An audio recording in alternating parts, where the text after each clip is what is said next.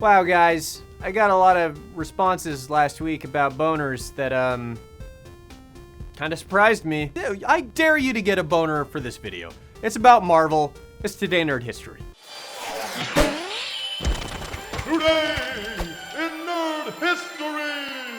While the Marvel Cinematic Universe might seem like an unlikely Hollywood underdog story, the fact of the matter is they didn't rise to be a billion-dollar giant by playing nice. In fact, they were vindictive as hell. They fought with every tooth and every nail. Recently, it was discovered that Marvel put out new merchandise with old Secret Wars art, and they replaced all of the XMen and Fantastic Four characters with characters that would be appearing in the Marvel Cinematic Universe. Why? Well, because Marvel doesn't own the screen rights for the Fantastic Four or X-Men anymore, and they'd rather promote characters that are going to be appearing in the Marvel-produced MCU movies and TV shows. Decades of legal red tape have led to Marvel fighting against franchises that they created. And this isn't the first time that they've been doing things like this. Let's look at 5 acts of pure spite that are happening behind the Marvel universe. Marvel quit making Fantastic Four comics just to spite Fox. Fox is producing the new Fan-4-Stick movie, and if the joyless, leaden look of it wasn't enough to sink the film already, Marvel's doing everything they can to get rid of anything that could be construed as promotion. This includes retiring the Fantastic Four solo titles, and the decree seems to have come down from Marvel's insane and rarely heard from leader, Ike Perlmutter. But if there's anything that we learned from the past 2 decades of superhero movies, it's that movies promote the comic.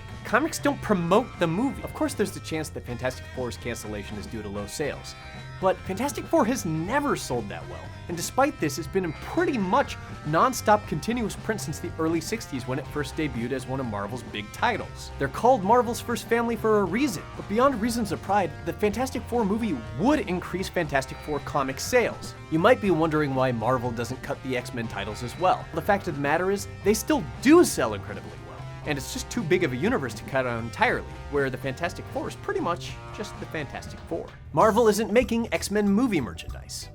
Not only is Marvel cutting Fox properties left and right, but as you may or may not have noticed, there haven't been any film-related X-Men toys in like a super long time. While Marvel sold the film rights to X-Men and Spider-Man and the Fantastic Four long ago, they held on to the merchandising rights. Can you imagine how many kids would love to have a Hugh Jackman Wolverine figure? Marvel's aiming to devalue those franchises in the minds of kids as much as possible. So while you'll find Iron Man and Thor and Captain America toys, you'll never see Johnny Storm or Magneto, despite the piles and piles of money that Marvel could be raking in.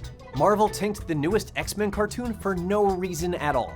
Wolverine and the X-Men had ridiculous ratings. The premiere brought in 3.5 million viewers, a crazy number that none of the current crop of Marvel animated shows can even come within spitting distance of. So what happened at the end of season 1? Well, Marvel cut the ropes on a show that otherwise would have been considered an unprecedented success. And it just so happens that this was in 2008, right as Marvel was gearing up to release their first Iron Man film.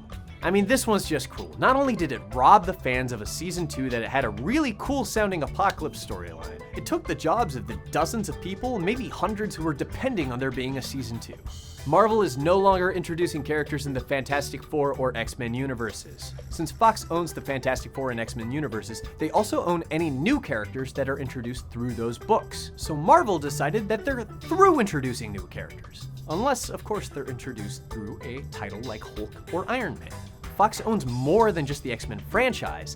They legally own the use of the word mutant in their films. Marvel cannot call a character or use the word mutant in any of their movies. That's why Quicksilver and Scarlet Witch, who exist in a dubious gray zone that allows both studios to use them, can only be referred to as miracles in the MCU.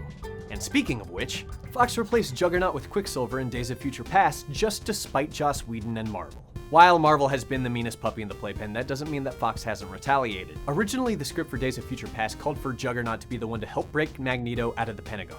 But right at the last minute, and I mean this quite literally, this was the last thing that they filmed, they switched Juggernaut to Quicksilver, right after Marvel and Joss Whedon announced that Quicksilver would be in Avengers Age of Ultron. Fox's decision to use Quicksilver in Days of Future Past was a clear move just to get to the character first and try to establish recognition for him. Hell, they even shoved him into Hardee's commercials just to get him out there.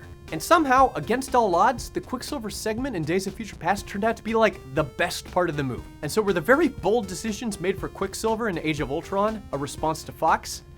It's tough to say, but not impossible. While I'd like to say that all these childish and petty acts of spite have gone completely unsuccessful, Marvel recently partially reclaimed Spider-Man use rights from Sony, so something they're doing is is working. And no, I don't know what their endgame is, but I'll just be happy if they could keep us from enduring the Fantastic Four from being rebooted for a third freaking time.